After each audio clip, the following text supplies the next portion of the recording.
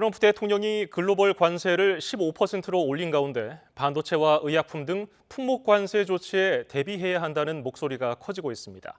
최대 수출 품목인 반도체를 비롯해서 의약품과 산업기계 등이 품목 관세 영향권에 있는데요. 정부는 내일 긴급 민관 합동조사를 소집해서 대응책을 논의하기로 했습니다. 박기환 기자입니다.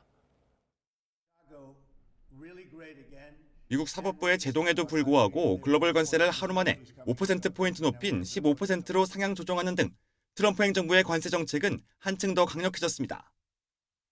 150일간의 한시적인 글로벌 관세 이후 우리 경제의 더 큰 위협은 핵심 산업을 직접 조준하는 품목 관세입니다. 실제 미국 무역대표부는 무역법 301조에 따라 즉각적인 사전조사에 착수했습니다. 그 결과에 따라 반도체와 의약품 등 우리 주력 수출 품목에만 기습적인 고율의 관세가 부과될 수 있다는 경고가 나옵니다. 특히 무역확장법 232조의 경우 조사 시작부터 조치까지 최대 1년의 시한이 정해져 있습니다. 이 때문에 반도체 웨이퍼와 의약품, 산업기계 등 이미 조사가 시작된 7개 품목은 신속히 관세를 부과할 수 있습니다. 무역협회는 미국이 세수 확보와 압박 수단으로 품목 관세를 강하게 밀어붙일 것으로 내다봤습니다.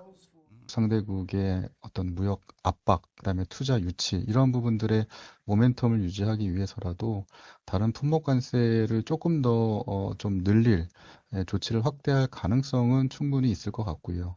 더 좀 빨리 어떤 효과를 낼 수 있는 그런 조치들을 좀 선시행하고. 정부는 내일 오전 산업통상부 장관 주재로 주요 기업들이 참석하는 긴급 회의를 엽니다. 반도체와 자동차 등 핵심 분야의 피해를 최소화하기 위한 막판 협상 전략을 가다듬을 계획입니다. 이런 불확실성 속에서도 3,500억 달러 규모의 대미 투자 프로젝트는 예정대로 추진됩니다. 투자는 관세와는 별개의 약속인데다 계획을 번복할 경우 트럼프 행정부가 이를 빌미로 더 가혹한 보복 관세를 매길 위험이 크기 때문입니다.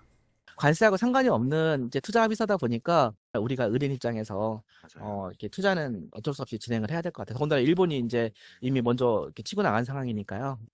지난해 전 세계를 공포로 몰아넣었던 미국발 관세 폭풍과 통상 불확실성이 다시 우리 경제를 위협하는 가운데 정부가 어떤 해법을 내놓을지 주목됩니다. YTN 박기환입니다.